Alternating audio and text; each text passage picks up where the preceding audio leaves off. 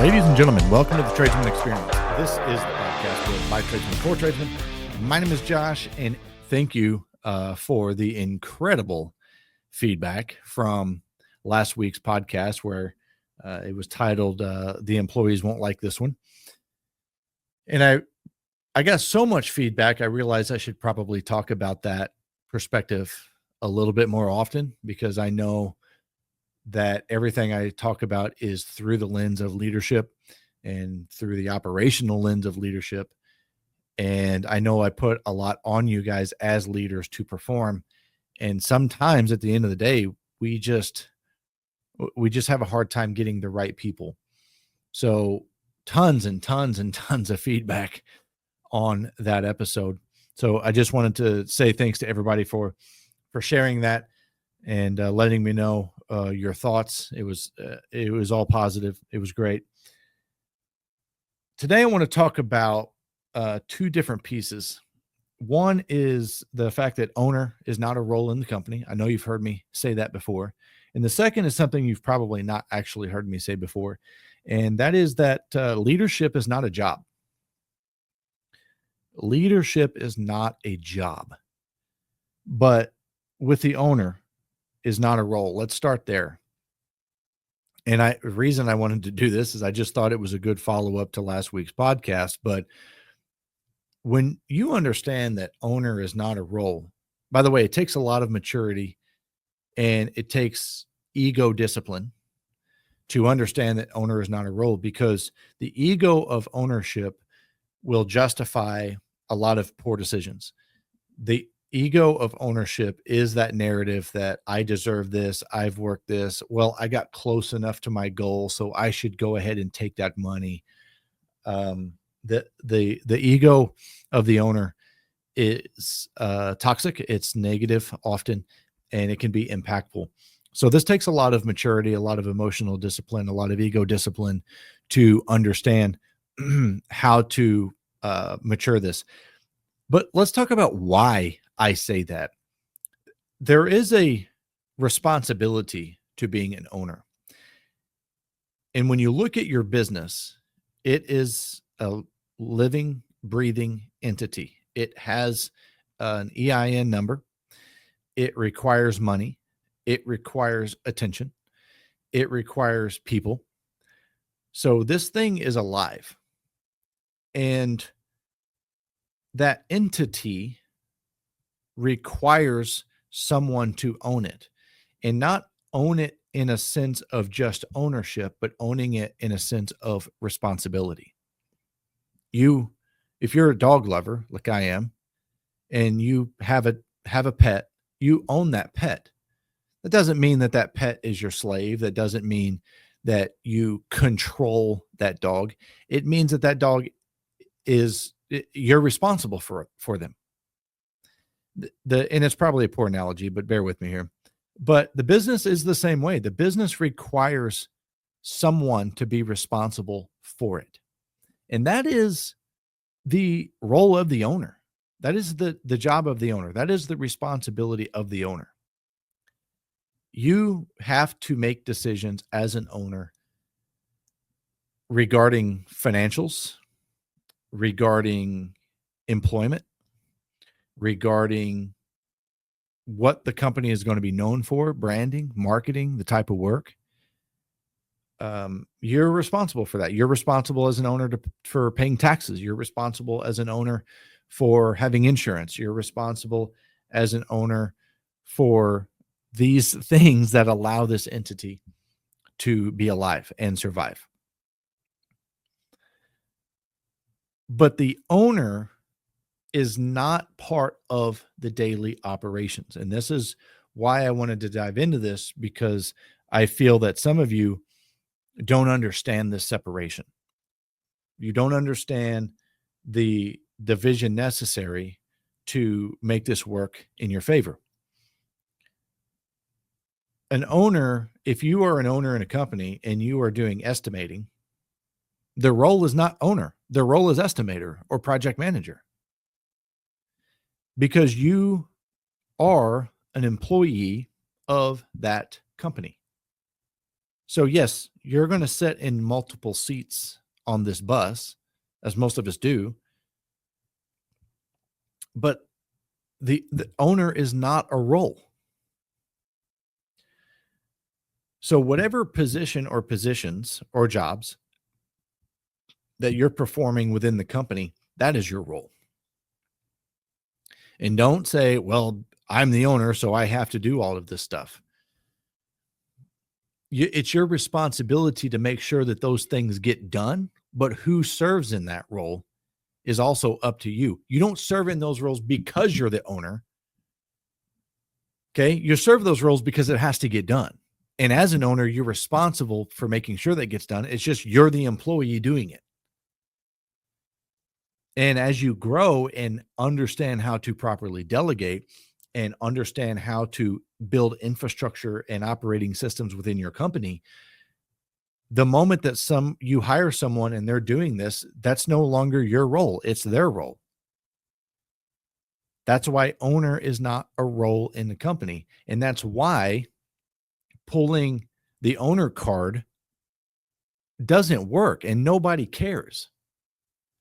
This is something that I think business owners don't understand of how detrimental it is. And I have been in rooms when this has happened, and you can just feel the energy get sucked out of the room. The moment that you start defending how much you work in your company, you lose connection with your team. Well, I'm the owner and I work 14 hours a day and I do this on the weekends and I do that, and I'm just expecting you guys to do this. There are so many other things wrong with your culture and your operations and your transfer of information and your communication for you to have to say that. The amount of things that you have to have wrong in your business for you to say that far outweighs what you think the real problem is. So if you ever have to pull the owner card and you have to start defending your position, you've already lost. Already lost. You're not building equity with your team, because the only thing that they're going to say is, yeah, you should have to do that because it is your company. And we know it's your company because you remind us all the time of who the boss is, of who the owner is, of all the things that you've got to do. This is the internal narrative that they're having when you're defending your position as owner of a business. Owner is not a role in the company. Now let's talk about the role or roles that you do have in a company, because this is where the ego of the owner can creep in. If you are I'm going to use estimator because in my experience, most business owners take the estimator role. And the reality is nobody's going to be a better salesperson for you and your company than you. And the other thing is I've seen that a lot of owners like taking on that responsibility. They like being responsible for the sales and that being their job. And then, project management maybe. But that's why I'm going to use estimator as a role for this example. But say you're the owner and you're in an estimator role. Well, depending on your business, you may work 50 hours a week as an estimator, and you may work 15 hours a week as an estimator. My experience in residential HVAC is the projects are so fast, they're 1 and 2 day jobs. Therefore, the estimator is working a lot of hours because the turnover is so quick. But let's just say that I did a commercial job and I'm a commercial company, and my projects, instead of being 1 or 2 days, are 1 or 2 months. And I'm going to park a crew on this job for a month at a time. Well, that lessens the demand that I have to sell more jobs. And if you are in the commercial business, I also know that there's a lot more work required on the front end and in the bidding end than there is a residential HVAC job. I can bid a residential HVAC job in 30 minutes. You can't bid a 2-month long, 3-month long commercial project in 30 minutes. So I understand there's give and take there, but the demand is different. So when you sell a job and you've got your team locked up for the next 1 month, 2 months, or 3 months, you may get drawn into this ego of owner where you go, well, I don't have to be there 40 hours a week because my job is done. I'm the estimator, I'm the project manager, my job is done. And that's where you have to be careful. You guys probably know by now, I get on tangents as I go through these, but just I want you to understand, just because you're the owner doesn't mean that I expect you to be there all the time. But if you're not going to be there all the time, there's two things that you have to do. One is you have to make sure that you are fulfilling the role that you are in. And two, that someone is there to lead your company. Because if you're not there, you can't lead. Leadership is a full-time responsibility. You can't be a leader working 15 hours a week. You have to have someone there leading the team. And this is where business owners get it wrong because they don't want to relinquish control. They don't want to delegate authority, but yet they don't want to be there for 40 or 50 hours a week. So they have people in their company that go, well, I can't get a hold of Josh today. And he doesn't even work 15, 20 hours a week, but we have to work 40 or 50 hours a week. And then you go, yeah, well, I'm the owner. Okay. You see how this is coming full circle to an ego problem? You have to have a leader there to represent the company, represent the standard, represent the operations, and work with your team. And when you have a leader in place, it doesn't matter if it's the owner or not. Now, if it's small business, if you've only got a couple employees, it's going to be important that owner and the leader have a really close relationship. But this is why owner is not a role. But this is, again, why if you are serving a role or roles in your company, that you are meeting the operational standard, you are meeting the operational excellence, you are meeting the expectations of that role, and not being a hypocrite and expecting your team to carry your weight because you're the owner. This can be a very slippery slope quickly. And a lot of owners, you'll end up on this slope. I don't think anybody gets this perfect. I think the attraction of autonomy creeps into all of us at some point, and that autonomy turns into complacency, and that complacency shifts into lazy, and then that lazy shifts into complaining about our team because they're not doing their job. So you've got to be careful, but I also think that you just need to expect that to happen to you and be smart enough to recognize it when it does, so you can course correct and you can take ownership of it and you can apologize to your team and you can saddle up, get back in the company and do what you're supposed to do. So you've just got to be conscious and you've got to be aware of that. The leader is the first one there. The leader is the last one to leave. The leader is there to ensure that the team has the resources and the support that they need to be successful.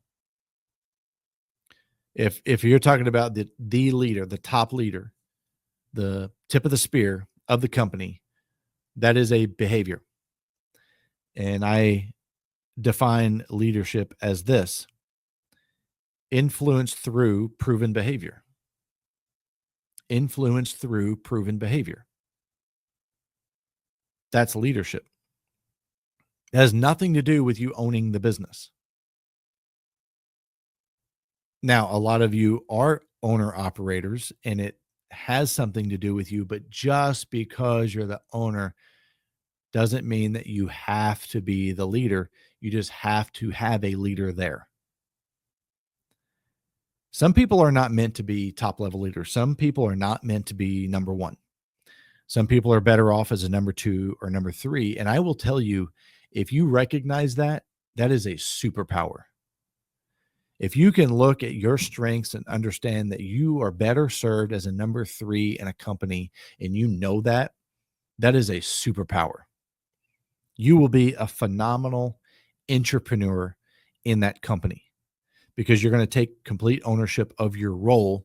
You're going to perform at the standard and above. You're going to meet the expectations and above. But you recognize that you not only do you not want the number 1 spot, you don't need to be there. And that's one of the reasons that ownership is so difficult, because a lot of us started out way farther down the chain than number 2 or number 3, and then decided that we were going to start a business, and immediately we're number 1. And now we're driving something that we've never even seen before. We have no idea how to drive this thing, how to park it, how to reverse it when we need. We have no understanding, no expectation, no experience. And yet we just immediately jumped and put ourselves in the number 1 seat because screw the last person that was driving that bus that didn't go where I thought we should. But recognize in yourself how you're operating as an owner, how you're operating in the role that you need to be operating in, even if it's multiple, and recognize that that owner is not a role, and your responsibility as a leader is just that, responsibility. So that leads me to my second point. Leadership is not a job. And I talk about leadership so much, I believe that it could be misinterpreted as a job. I think it is the most important piece in a business. That I don't know if it's biased. I don't think it is. I believe that. That's why I teach it. It's not, I don't teach it because, whatever the case is, I truly believe that is the most important thing is in a company is leadership. And I think it's also the greatest missing piece in a lot of the small businesses today is leadership. But leadership is not a job. It is a responsibility. And that responsibility is ensuring that everyone else can be successful at their job. And that's a lot of responsibility. When you treat leadership like a job, it feels like, well, I'll tell you what the job is. Babysitting. The job is babysitting. And that's what it feels like. And it feels like we have to hold their hand, and it feels like we have to tell them how to do their job. And it feels like it's just easier to do it ourselves. It feels like babysitting. Management is a job. Leadership is not a job. It's a responsibility. And I think if you can reshape your lens and understanding that leadership is influenced through proven behavior, it's just that, it's influence. It's not micromanagement outside of specific cases.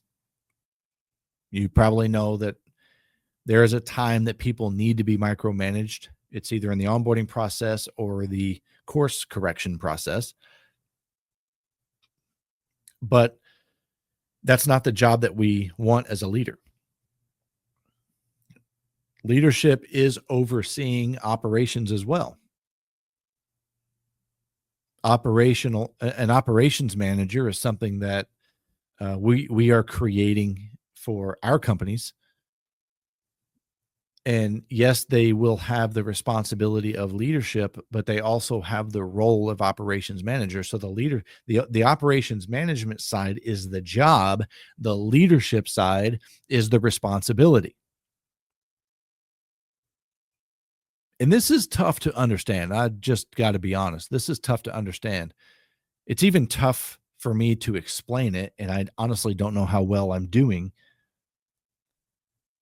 But leadership has nothing to do with rank. Now, I know I just said that our operations managers are also going to be leaders, but we're building those positions and training those people that way intentionally to be the tip of the spear of those locations. They are the leader of those locations. They are the ones responsible for everybody else in those locations. That is by design. But leadership is not rank. Leadership is not about being in charge. Leadership is giving all of the credit and taking all of the blame. The operations management side is the job. That's the role. Leadership is the responsibility. And the reason I say leadership has nothing to do with rank is because every position in the company should operate with some sense of leadership. Now, if you think, well, I've just hired a greenhorn and there's no way I'm going to give them leadership responsibility. Well, I will tell you that you are missing out on an opportunity, because even the lowest rank position in the company must have the discipline to lead themselves. Oh, well, that should be given. Of course, tell that to a participation trophy society that leadership is a given. It's not. We got to work with the hand that we're dealt. And if you know how to deal cards, you can start picking better ones. But every single position in the company should operate with a sense of leadership. So the low rank position in the business should at minimum lead themselves. They must lead themselves to the expectation, lead themselves to the responsibility of their role, lead themselves to be better communicators, to become better organized, to become better implementers. That is leadership, and that is self-leadership. Now let's talk about the ranks again. Your rank has nothing to do with the level of influence that you have as a leader. So you have the responsibility of leadership, but it is your responsibility to build influence as that leader. If I have an operations manager that is only a level 5 leader, and I have a technician that's a level 7 leader, I have only 2 options. One, I have to level up the operations manager to be a 7.1 leader. Or 2, I'm going to lose my technician. That's what's going to happen. It is built into our DNA. It is our caveman instincts, our tribal survival, that we will not follow weaker leaders.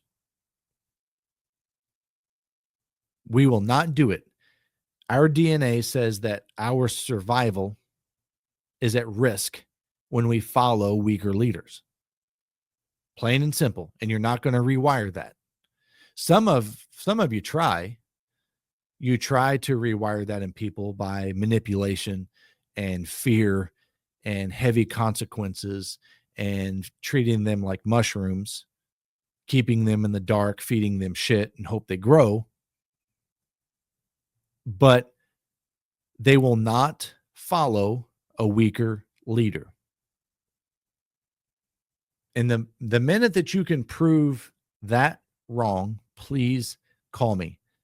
I will show up at your location because I want to see this happen. I want to see someone that is happy, fulfilled, and determined and disciplined to follow a weaker leader. I want to meet that individual. But if you understand, back to the point of influence, it's your responsibility to develop influence. Leadership is influence through proven behavior. And the reason it's proven behavior, because influence comes from what people see, not what they hear. It's what people see, not what they hear, which means it's what you do, not what you say. If those two things are not in alignment, you're spending leadership equity with your team and you will eventually lose. No way around it. You will lose. but you have to be able to build influence. So, my example of the low rank position in the company must be able to lead themselves. What do you think the top rank position in the company must do? They must be able to lead themselves better than everybody else there. They have to set the standard. They have to show proven behavior. And again, this is where the ego of the owner can creep back in, because you don't think that you have to prove yourself as an owner to the people in your company. And I will tell you, you are missing out on a tremendous opportunity to develop relationships and develop influence by believing that. I think it's awesome to spend some time in the trenches or on the front lines with your team as an owner. But the ego of the owner will always try to creep in and will always show up when someone is not performing to the standard that you think that they should be performing at. And the ego is going to happily show its face, and you're going to tell them how great you are. You're going to tell them that you wouldn't have them do anything that they wouldn't do. And you're going to tell them how great you were at their job. And you're going to tell them that they're not going to amount to anything if they can't do this job. They can't do the one above them. You're going to do all of this typical managerial belittling because your ego is going to show its face because someone's not meeting your expectation. Well, with leadership not being a job, it can't be your expectation. It has to be the company's expectation, the culture's expectation. It can't be your standard. It has to be the company's standard. It has to be the culture standard. It has to be something that anyone in the business can hold each other accountable to. And this is what's wild. Again, this is why I'm picking on owners today. I beat up the employees last week, and I want to get back in the ring with the owners. This is why it can't be your standard. So if you are operations manager and I'm a service manager and I've got 3 technicians, I want you to help me understand how I'm supposed to hold one of my team members to your standard. Think about how ridiculous that is. I might as well have a picture or a trophy of you on display so I can point at it and go, Josh, I need you to meet his standard. He sets the standard in this company. He defines the standard in this company. And I need you to be like him. You see how ridiculous that sounds? Also, you create a moving target because you are an emotional being. And if you set the standard and you are having a bad day, or you're agitated or aggravated or something's not going right, your standard now becomes different. Your standard is a moving target. And this is also why employees get aggravated, because they react to how you act because the whole standard is based on you. It has to be a company standard. It has to represent the brand. It has to represent the culture. Also, when you remove yourself as the standard, you can now be held accountable, and pump the ego brakes again, because there's a lot of owners out there that don't think that they should be held accountable. They don't think that they should be held accountable to the job that they have to fill. They don't think that they should be held accountable to being at work, to doing the things that they said they're going to do. So if you're putting yourself in a position where the team relies on you, where you are responsible for them, and then at the same time, you're not performing, you're not available, you're not arriving, you are creating conflict because you are now a contradiction. And if anybody else, and here's another check for the owners, if anybody in your company behaved the way that you do, would you still employ them? Pump the ego brakes. Because if your immediate response was, well, I'm the ego, or I'm the ego, that's funny. That's actually what the response should be, is I'm the ego, is I'm the owner. I don't have to clock in and out. I don't have to show up at 6 a.m. I don't have to work all day. If that's your defense, then you've got a lot of things wrong. Again, this isn't me saying that you have to be there every day as an owner, but you do as a leader. I am in the process of becoming an owner of a business that I am not going to be at every day. But the model that we're building supports that. There's going to be a leader. There's going to be leaders. There's going to be structure. There's going to be systems. There's going to be transfer of information. That model is going to be built to support that. And this is where a lot of them get it wrong. Is, again, they want all of the credit as an owner, and they want to manage their own responsibility. They want all of the credit as a leader, but they want to manage the responsibility.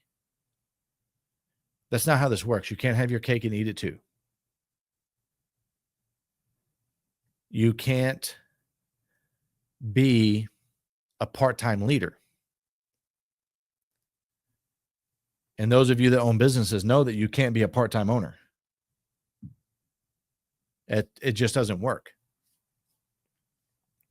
So you've got to understand that owner is not a role in the company, and leadership is not a job. The owner is responsible for the entity, and the leader is responsible for the team and for the operations. And then every position within that team must take on some level of leadership. So I hope I was able to either make this worse or make this better for you in understanding the aspects of leadership versus ownership. And I hope that I'm able to help you continue to create awareness with your behaviors and your decision-making, and understanding the role that you play in the company has to be defined. You have to have an RRE. And if you're doing 3 different jobs, then you need 3 different RREs, because you've got to be able to build yourself in a way that you can onboard somebody else so you can offload those responsibilities from you and grow and build your team. Thank you so much for spending this time with me. Be proud to be a tradesman. Get out there, get shit done. See ya.